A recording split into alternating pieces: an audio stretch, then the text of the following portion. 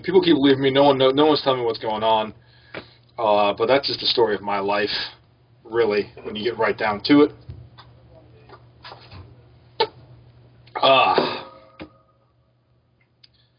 And we will go from there once we have. Yeah, we're good. I think so. All right. Are we going to screen share? It says that we already should be. It's not happening. This is the only Skype I have up here. Right. Is this little window? Minimize that real quick. Oh yeah, there it is. I'm going to close Skype then. Right?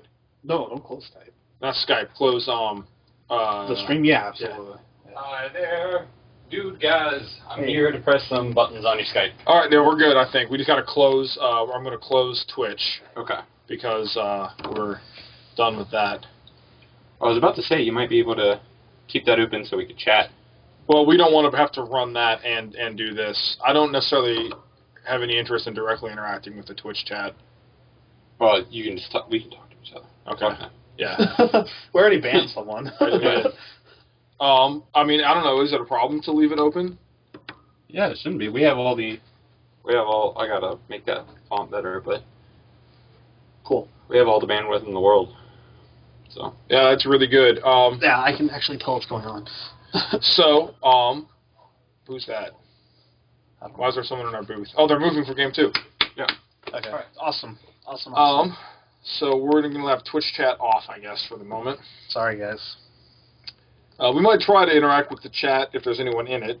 How does video on demand work? Is it automatic? Do we have to do something for it? It's automatic. Okay, so yeah, you can go back and edit it if you want. Okay. You can make highlights and stuff. Maybe you we'll can do trim it down. Yeah. If someone dies on camera, we can edit that out. Etc. Yeah, exactly. So, let us, while they're setting up here a little bit, let's do an introduction here. Let's do this. Hi, I'm Ryan. I'm Jacob Ross. And we are Dayton Magic Club, or part of the Dayton Magic Club. Right. And we are bringing you, for the first time, and I'm very excited to say this, live from Game Haven, where you get more for your games in Riverside, Ohio. Yes. Magic the Gathering. Friday Night Magic. I'm beyond excited. It is really exciting. We've spent a long time getting this to work. We have our hurdles, our technical difficulties. Look like we've managed to knock them out a little bit. Yep. And what we had happen because of that, because of the technical difficulties that we did have, we missed game 1 of round 1. Okay. So we asked for a volunteer to move to the feature match area once their game 1 was completed. Right. So what we have here is the players have moved their game, graciously agreed to move their game. Yes. Yeah. Into our feature match area for game 2 of the match. Okay. I don't know who is up a game yet. I don't know who won game 1. I believe the plus means Jeff. And okay. We have Jeff on your left, and we have David Martin, Dayton Magic Club stalwart. Yes. On your right. Yeah. And they got a game 1 done fairly quickly. Mm-hmm. It's only been maybe 5-10 minutes at the most since the start of the round. Right. Yeah. So. And you get 3 minutes for shuffling and sideboard and stuff. So if the game were to go to time for any reason, we'll get a brief extension just for the fact that they were gracious enough to move to our feature match area. Yes. So let's talk a little bit about what is happening here at Game Haven tonight. You have myself and Jacob will be doing commentary live for each of the rounds. Right. And then maybe chatting a little bit about the format or whatever between rounds, and then we'll take a brief pause between rounds. So we can go scope out the room a little bit, get an idea what people are playing, and we'll come back live at the start of each round. There are 2 tournaments going on tonight, which is interesting. Yeah. I think every other week now, or every 3 weeks or something, there's a standard S&M and a modern S&M. Absolutely. So those are running side by side tonight, and this one is standard. Okay. Yep. Is my understanding. Yes. We will try to get some modern under the camera as well tonight, perhaps, if we see anything real interesting going on. Right. There's one, or maybe even 2 rounds less of Modern being played. Yeah, so, slightly less players. Yeah. There's, I believe I heard around 20 here for Standard. I don't know how many they got from Modern. I think it was... I can't remember. If I said a number, I'd be guessing. So sure, yeah, sure. I know the last number I heard was 11, and people were still kind of filing in. So perhaps they got a few more than that. Right. I think they have enough for 4 rounds, but not 5. So. And yeah, so we're getting started here. There is David with his opening hand. Is he playing? I think he's playing Jund. I think he's playing Jund. Yeah. I think he's playing some Jund variant. I know he's been tinkering with Jund for a long time. He was a big Jund player in the last format there. Right. And Jeff might be playing... there we go. Jeff might be playing Esper with that start. Or that black-white mid-range deck. Right. Or some variation of that the black-white deck. Right. When Jeff was offline, I saw kind of the usual victims for... a black-white mid-range deck. Okay. Black-white mid-range certainly is a very good deck. It's been on kind of a tear lately. Well, now we get to see for sure. Yep. The Thoughtseize.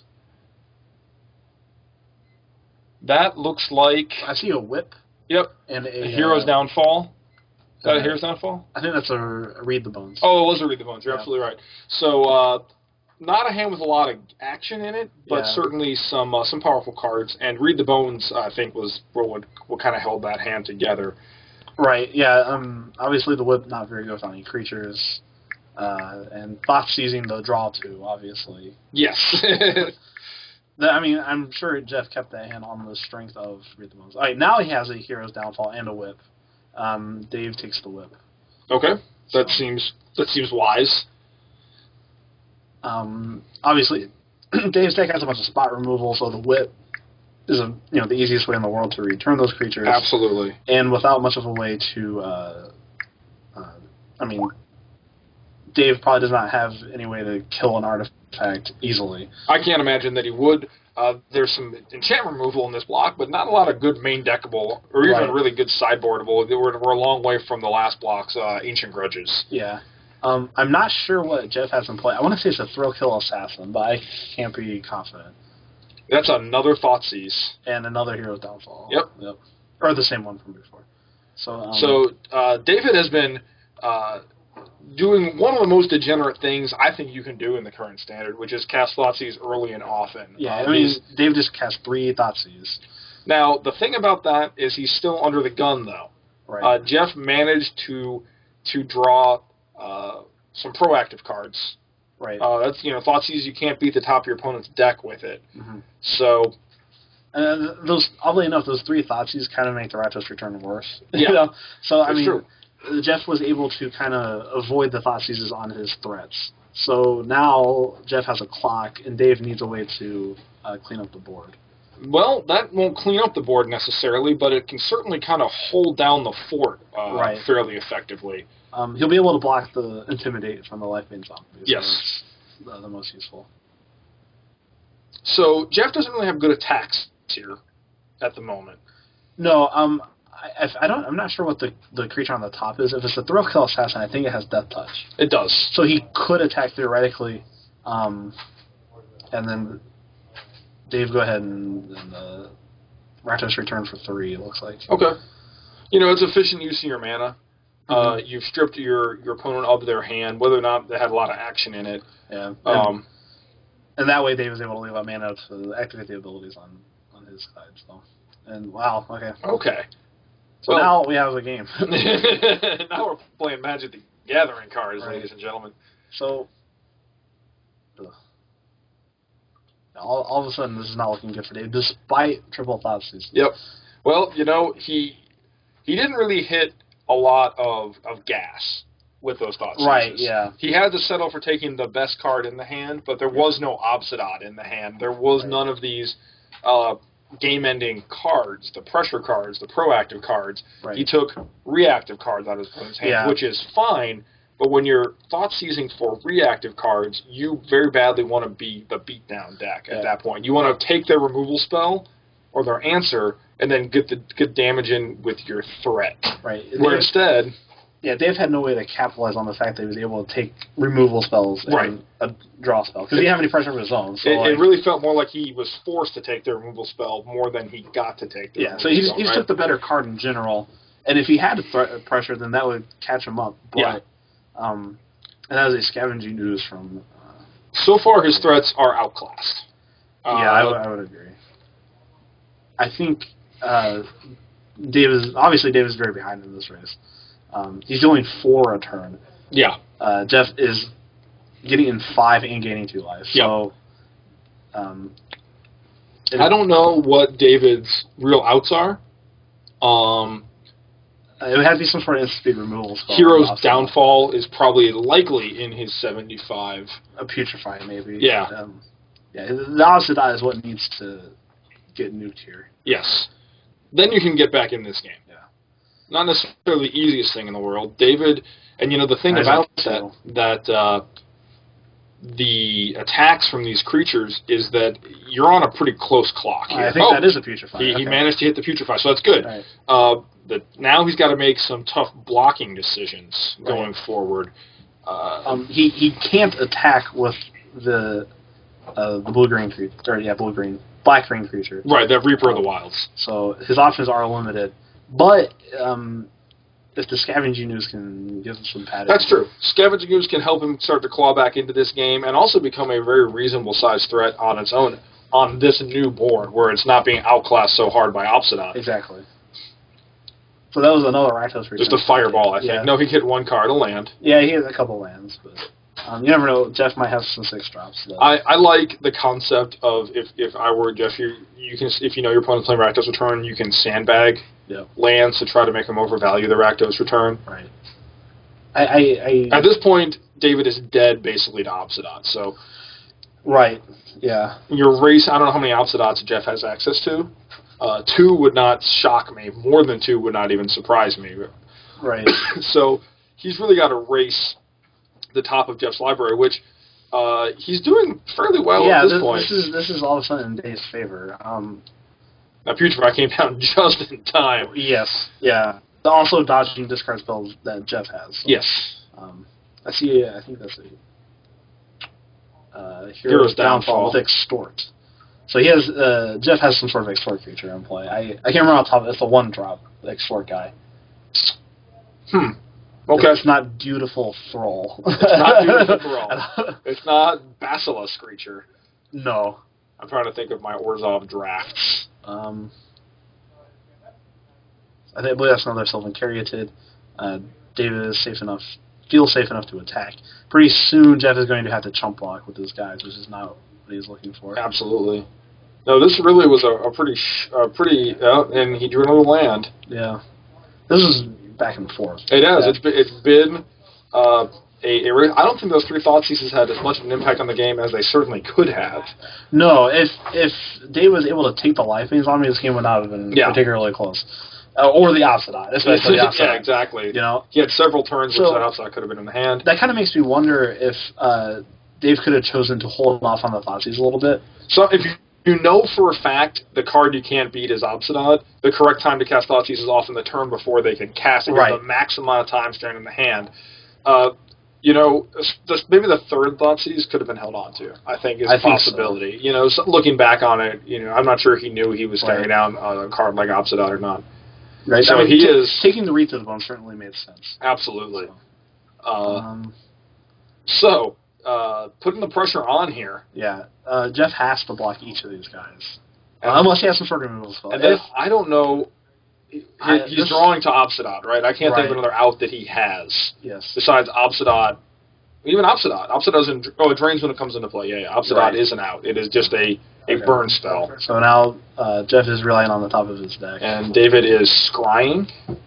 With a scry land. Yep. It's on bottom. Oh, and his Reaper of the Wilds trigger. Oh, I'm sorry. Yeah, Reaper of the Wilds trigger. Sets up some scry there. And hopefully to find some gas. He's a little flooded, maybe. Oh, my goodness. He ripped the Obsidian off the top.